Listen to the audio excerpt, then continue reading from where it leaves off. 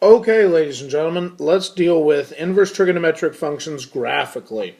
Now, we already know that whereas a sine function takes an angle and turns it into some sort of fraction or decimal, and we know that an inverse of a fraction or decimal turns it back into, let's say 45 degrees, turns it back into an angle. Okay, what we need to do is we need to talk about the inverse graphically. Now, we've already done this in a previous module, in the Digging Deeper module. And that, we mentioned that to graph any inverse function, you simply have to flip it over the line y equals x.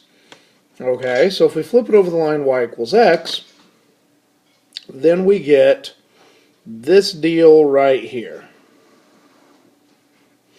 The problem is, this is not a function, not a function, not a function, not a function.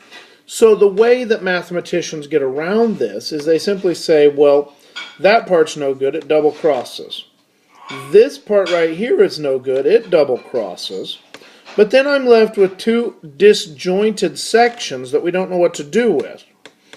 And so, what let's do is just get rid of that, and let's just back this up this way, such that it's going to go back and forth. So now, in this case, we know that this goes from -1 to +1, and it goes from positive pi over 2 to negative pi over 2.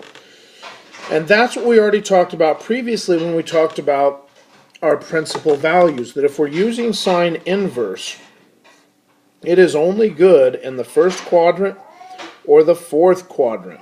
So that is for sine inverse, first quadrant, fourth quadrant, and that's why, because only there is it a function. So in this case, sine inverse looks as follows.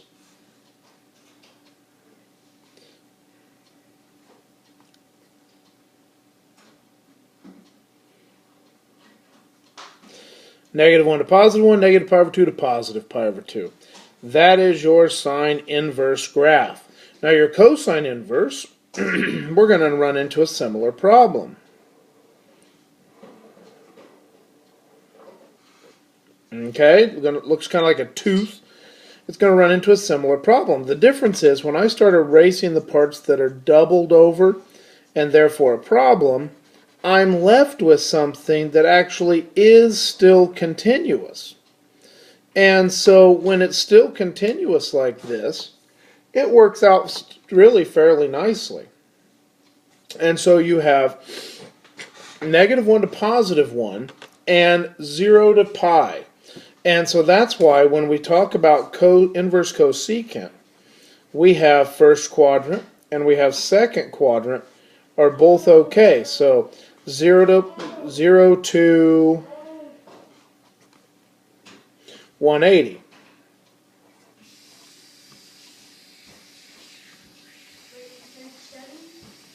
Okay, 0 to 180. So we have our domain there. So we have this function. We have this function going this way. Now for tangent. Anytime we have tangent of x, well, we have negative pi over 2 to positive pi over 2. And we have asymptotes, and it goes up, and it crosses that, 0 goes up.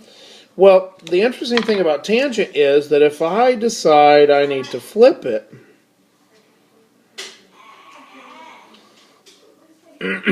that's okay. Because it's a function in x, but it's also a function as an inverse. It's a function as an inverse as well.